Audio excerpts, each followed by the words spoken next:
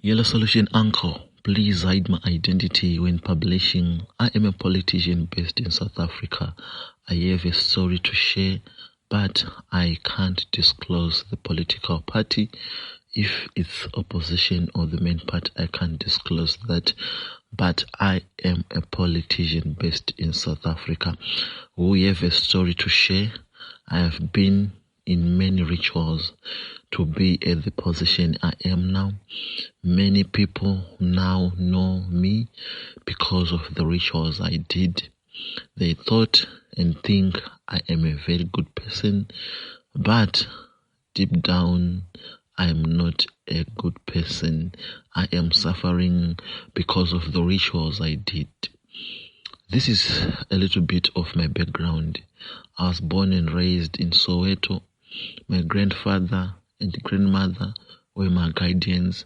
They don't know my father's whereabouts. It is said that he went to Namibia and never returned again. My mother died before I knew nothing. So life was not easy at all with grandparents. They could not afford some of the things I wanted. I have that passion in education. I want to acquire all my matrix passes and become a politician. It was always my dream when I was growing up. When I grew up, in the process of growing up, I met a lot of people who were willing to help me because they knew the aim and how I wanted to be passing my matrix. So as I was growing up, I met this man from Polokwane. He was on work here in Pretoria. We started having a good friendship. We met at a soccer pitch. I was a football player during my free space, and the man also wanted football. As time goes on, I started telling him all my problems till he said he was going to assist me with books, with school fees. Yes, I passed my matrix, went to tertiary to a local college academician and do politician. So now I am a politician. They know me, but they don't just know me. It wasn't easy. I thought it was going to be easy. For 7 years, there was no popularity. It was moving up and down, trying to make people believe that you are a good person. Some politicians don't even show interest for me to join their political parties. I became an independent candidate for those 7 years until I was employed by this small political party before they dumped me after 1 year. I found out that my career was going to be at the end and at the verge of collapse. A friend of me influenced me to go to Nigeria. I sold some of my properties to be able to fly to Nigeria. I went there, and there is this Sangoma. I can't mention. We went to the Sangoma. At that Sangoma, the thing they do is that you dip a cut on your hand, then your blood start to come out. The thing you'll be in need of is the blood. Then mix the blood with moti, cook it, then give you some motis to eat and drink. That was the ritual process I did. But there were rules to be followed after returning to South Africa. The money I get from politics, I wasn't supposed to eat that money. I was supposed to invest that money on another business, then eat the money from the business. It was well for the past 8 years. Everything was good. I was doing well. I was doing it well. I managed to gain a position I can't mention, but I was doing well until I get married. After getting married, I told my wife everything. She wasn't supposed to eat a single cent from my money without consulting me. So these other days, I went out of the country with this politics career of mine. I spent some days there. there was a communication breakdown. My wife ended up breaking my lock on that briefcase with the money from politics, then took some runs. They went and buy food and inputs which were needed at our farm. That was a very big blow. I started feel it when I was still out of the country. Something was hitting me, every part of my body. Now I am decaying. My private parts are decaying. I feel like I have wounds all over my body, but I don't see the wounds. Went to medical practitioners and doctors. They said I'm okay. I went to Sangomas. They say I broke the room. So after I did this ritual, the thing has been killing a relative per year, a relative of mine. I killed my sister.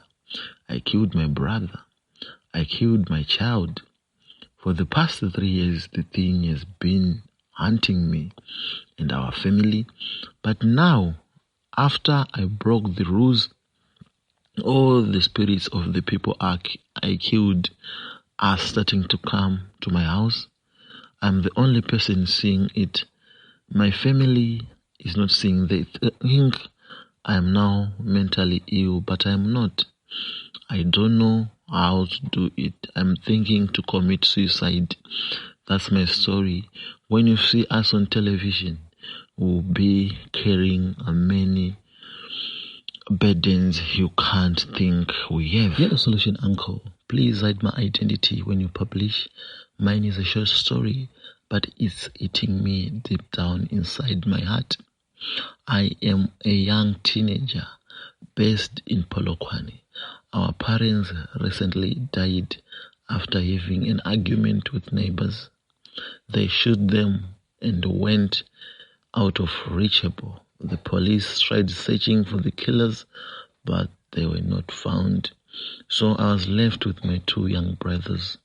We started suffering, moving into streets, into bins, quarrying, eating the food from those bins. Everything was not good for us until we met another street kids who were struggling just like us. We ended up not going back to that house our parents used to rent because we couldn't afford the rentals. So, as a gang of street kids, we went and robbed a house. We took a lot of money. We shared the money.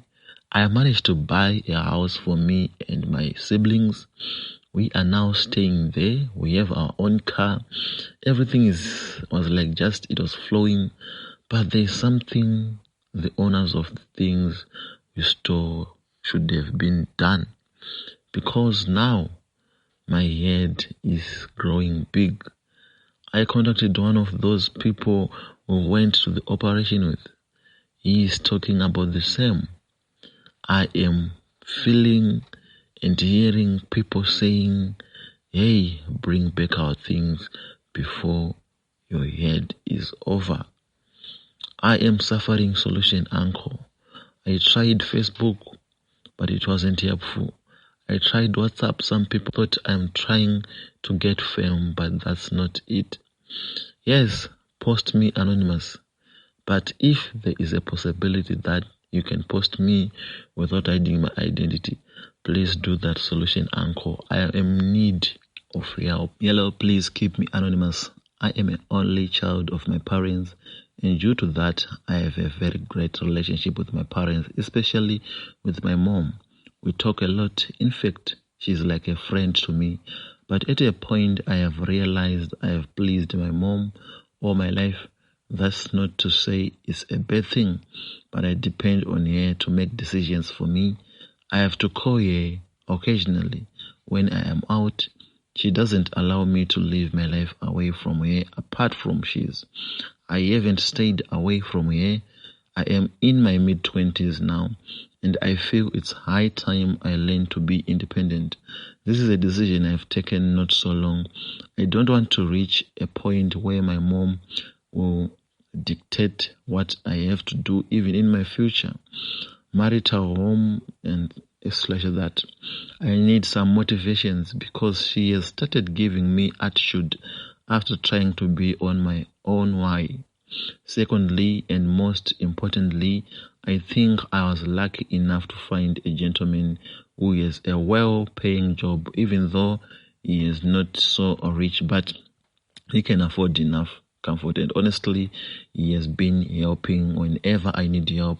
But my mom feels she put me on a monthly allowance, take me out for shopping, buy her gifts.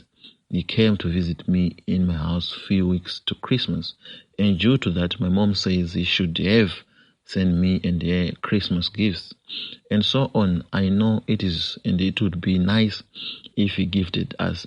But this man has helped me in every little way he can be before. So I don't know why my mom makes a big deal out of this gift of Christmas. My mom thinks my father doesn't spend on her because she made the mistake of not demanding money at the early stage of their relationship. That is why she doesn't want me to be cheap on my guy. As we speak, we're planning to go on a date today, but mom asked me not to step out of the house because all I am become too available to the man when he spends less on me. This guy knows I am only child and he always asks me to take him as a brother and close friend. I want to tell him about what is happening, but I don't know if it's a good idea. I used to give my mom a little money from what my guy gives me, but from now I have to decide to stop. She has to know a guy dating me is not obligated to spend money on me. It just shows how much he cares. I need advice on how. Hello, uncle. Can you please post for me? Please post anonymous.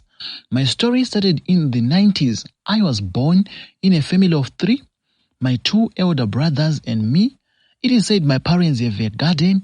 They grew vegetables and fresh produce for sale. Sales were increasing. My parents thought to extend the garden.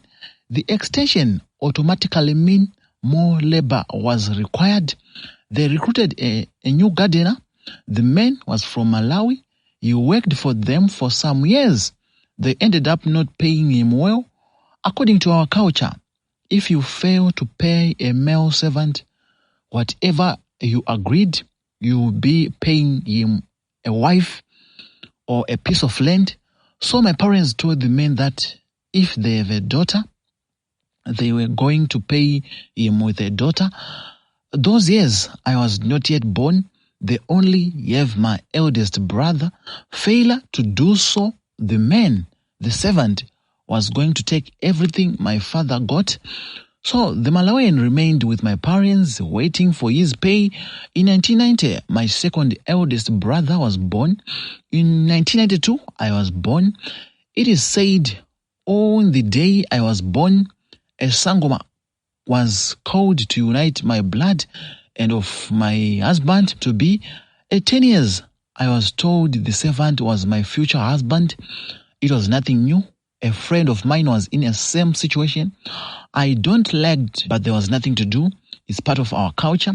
When I was 15 years, the guy raped me. There was no way to report. The Malawian continued doing it whenever my parents were not around. He impregnated me and took me to his house here in Malawi. He was 40 years old by then, 25 years older than me. Only 2 weeks from arrival day, my husband passed away after a short illness. A month after his death, I have a miscarriage. According to their tradition, when your husband died, one of his brothers will automatically become your new husband. This is how I got married to this husband I'm staying with. We are of the same age. He is so handsome, caring and loving. I loved him the very day I started seeing him. We stayed happily. It's been 20 years since we are together. He never beat me a single day. The man is very hardworking. Now we have plenty of sheep, goats, and cattle. Our worry is failure to have a child. 4 babies died at 2 years. I got pregnant. The baby will be looking healthy, but he or she won't live. Since we have a lot of livestock, my husband won't skip a night without going to the cattle pens. I thought he would be checking animals since there are hyenas here. Over the 20 years we stayed together, my husband never allowed me to go to church, to prophets, or a traditional healer.